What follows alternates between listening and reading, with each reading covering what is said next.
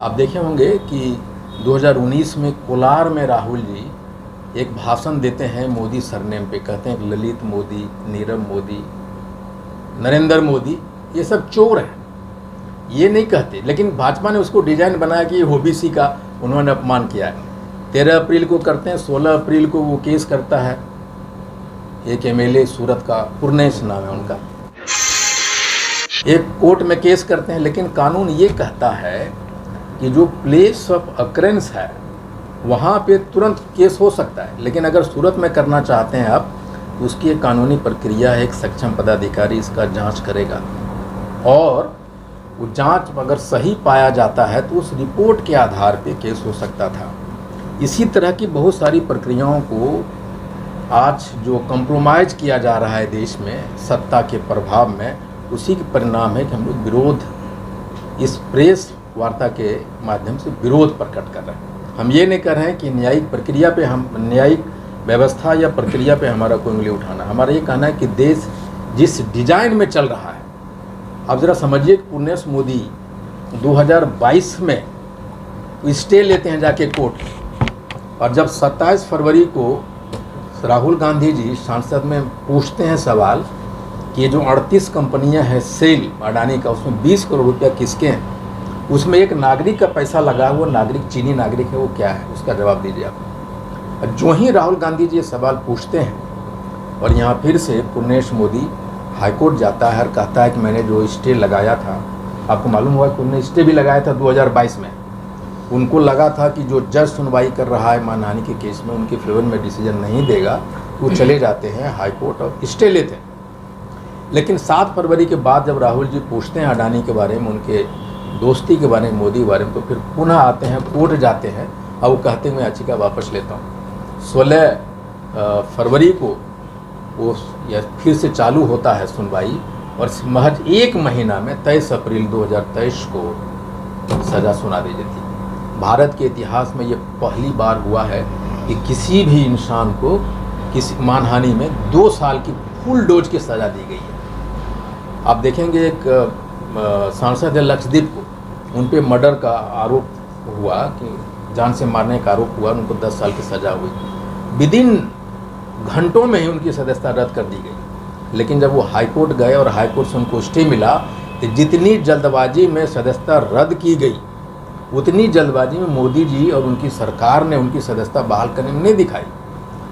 जब उन्होंने नहीं किया बहाल तो वो चले गए सुप्रीम कोर्ट, और सुप्रीम कोर्ट में जो ही अप्रोच करते हैं बहाली के लिए तो वहाँ के जो एडमिनिस्ट्रेटर है लक्षदीप का, वो सुप्रीम कोर्ट जाता है और कहता है कि आप इस केस को इंटरटेन नहीं करें। लेकिन सुप्रीम कोर्ट उसको डिसमिस करता है और कहता है कि हम 48 घंटे के अंदर अंदर इस केस को सुनेंगे। और जिस दिन सुनवाई होने वाला होता है तो जो आपकी साहेब की सरकार है उसके 2-3 घंटे पहले उनकी सदस्यता को बहाल कर देती है। तो आप डिसमिस करने में बड़ी तेज़ी लगा दे रहे हैं। लेकिन जब हाई कोर्ट के जजमेंट को भी हमारी ये जो कंप्रोमाइज सिचुएशन कर दिया है मोदी जी ने या आपके साहेब ने पूरे देश को, उस व्यवस्था के खिलाफ में राहुल जी तो 4,500 किलोमीटर चला, वो तपस्वी है। वो सदस्य रहे या ना रहे उससे कुछ फर्क नहीं पड़ता। जो आदमी 2 बार प्रधानमंत्री पद को ठुकरा दिया, वो चाहता प्रधानमंत्री रह सकता था। आप देखेंगे कि एल.के. आडवाणी हो, मुरली मनोहर जोशी हो, ऐसे बहुत सारे सांसद नहीं हैं, लेकिन आज भी कोठी उनके नाम पे है, वो उसमें रह रहे हैं। आखिर राहुल जी कैसा क्या?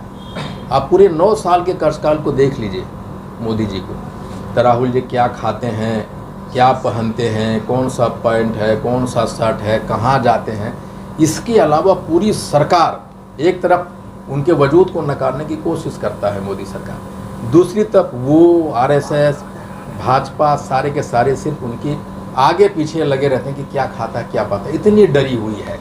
और उसी के प्रतिरोध में हम लोग ये प्रेस वार्ता कर रहे हैं। मैंने वो जो डरे हुए हैं इसीलिए उनकी सदस्यता रद्द हो गई। अब देखिए ये बात सच है कि बिल्कुल उसी वजह से हुई है। भारत का एक लौता शख्स है जो सीना ताने खड़ा है साहेब के सामने, साहेब की सरकार के सामने।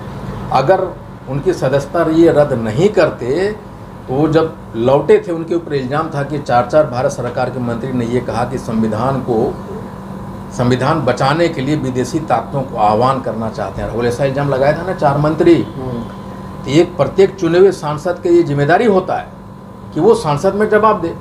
2 बार उन्होंने चिट्ठी लिखी लोकसभा स्पीकर को, मुझे जवाब देने दिया जाए, ये भारत नहीं दिया। तीसरी बार जाके मिले उनसे, उन्होंने मौका नहीं दिया। क्यों? ये पहली बार भारत के इतिहास में हुआ है कि राज्यसभा में ट्रेजरी बेंच मतलब जो सत्ता पक्ष का बेंच है, और लोकसभा में जो सत्ता पक्ष के लोगों ने चलने दे रहा है। क्यों? क्योंकि राहुल बोल नहीं सके। और आप राहुल जी कुछ बोलते हैं, आप स्पंज क्यों कर दे रहे हैं उनके भाषण को? तो आप डरे नहीं हुए तो क्या है? एक तरफ आप कह रहे हैं कि भारत जोड़ो यात्रा से भी घबरा गए थे क्या? ये तो स्वाभाविक है, घबराइए।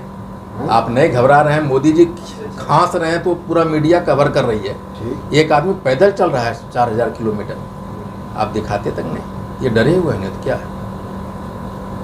एक तरफ आप कह रहे हैं कि न्यायिक प्रक्रिया पर भरोसा है, तो राहुल गांधी की सदस्यता गई है तो उसमें तिलमिली भी लग रही है कांग्रेस को। किसने कहा तिलमिला है? हम लोग तो बिल्कुल तिलमिलाए नहीं, हमको थोड़ा भी परवाह नहीं है।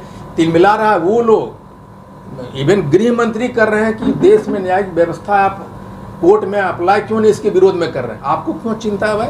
हम अप्लाई करें ना करें, हम कह रहे हैं कि राहुल गांधी जी एक तपस्वी है, उसको ये उनके लिए एक छोटी बात है सदस्यता, जो प्रधानमंत्री पद को ठुकरा सकता है, जो आज तक किसी मंत्री तक बनने की चाहत नहीं रखी, उस आदमी के लिए क्या है ये सदस्यता?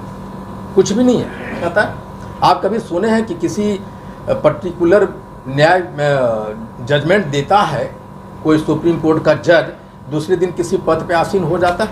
आप इतिहास में निकालिए 75 वर्ष स्वराज जन स्वराज अभी भी पार्टी नहीं है। एक अभियान है जो पीके चला रहे हैं, वो खुद कहते हैं कि अभी ये पार्टी नहीं बना। पार्टी बनेगा या ना बनेगा दूसरी बात है, लेकिन इसमें तो कोई दो राय नहीं है कि हम उनके टैलेंट को, चाहे कोई भी पार्टी हो, उनके टैलेंट को हम लोग स्वीकारते हैं।